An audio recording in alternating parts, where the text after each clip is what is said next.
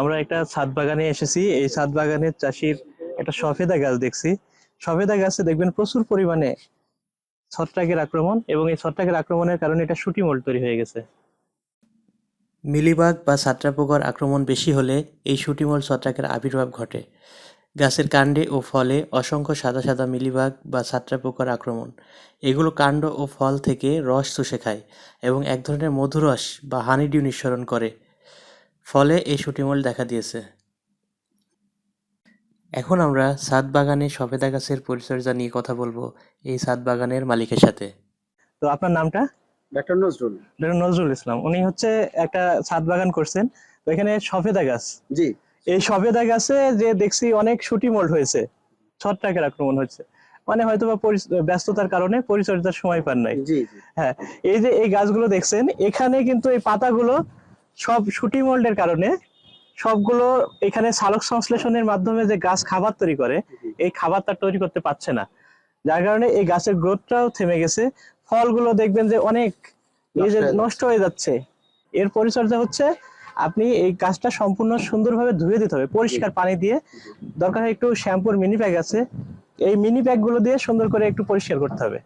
এরপরে আপনার যে একটা ছত্রাকনাশক স্প্রে করবেন, আপনি কার্বনডাজিম গ্রুপের একটা ছত্রাকনাশক স্প্রে করলে আপনার এই যে ছত্রাকের আক্রমণটা সেটা কমে যাবে। আর কি কি করবেন?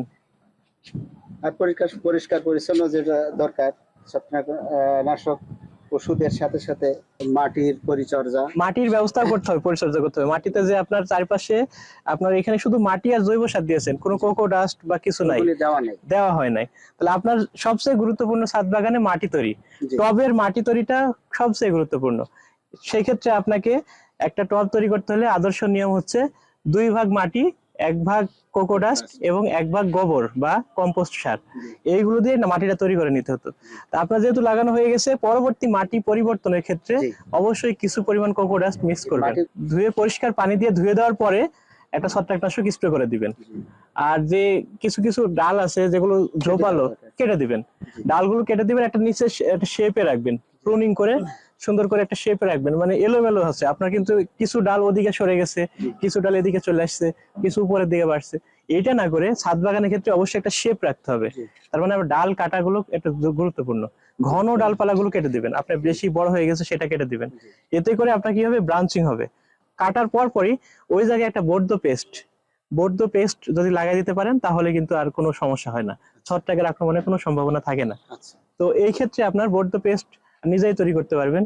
ওই যে চুন আছে, পাথরের চুন, এটা চুনটা পরিমাণ মতো নেবেন। আর তুতে, এটা আপনারা হার্ডওয়্যার দোকানে পাবেন। এই চুন আর তুতে আপনি আগে চুনটা আলাদাভাবে পানিতে মিক্স করে রাখবেন, আর তুতে অল্প মিক্স করে পেস্ট তৈরি করবেন। দুইটা পরবর্তীতে 6 ঘন্টা মিনিমাম রেখে দিয়ে পরে একসাথে মিক্সড করবেন। এই পেস্টটা পরবর্তীতে আপনি তুলে দিয়ে বা কোনো কিছু দিয়ে লাগাই দেবেন যে কর্তিত অংশে। এটা খুবই কাজে দেয় এবং তাতে ছত্রাকের আক্রমণ হয় না। অথবা আপনি যদি খুব সমস্যা হয় যে আমি না এই এত কিছু ঝামেলা হচ্ছে, তাহলে ওই কাটার পরই ছত্রাকনাশক একটা স্প্রে করতে হবে। এবং এখানে গাছের কিন্তু খাবার তৈরি করতে পারছে না।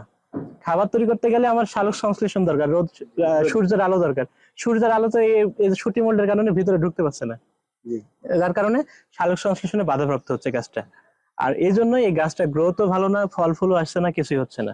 তাহলে এর ম্যানেজমেন্টটা আবার সুন্দরভাবে করলে অবশ্যই আপনার এখান থেকে ভালো ফল পাবেন। আপনি একটা খরচ করে একটা ছাদ বাগানে একটা টব করলেন, শুধু একটু ম্যানেজমেন্টের কারণে আপনি ভালো রেজাল্ট পাচ্ছেন না।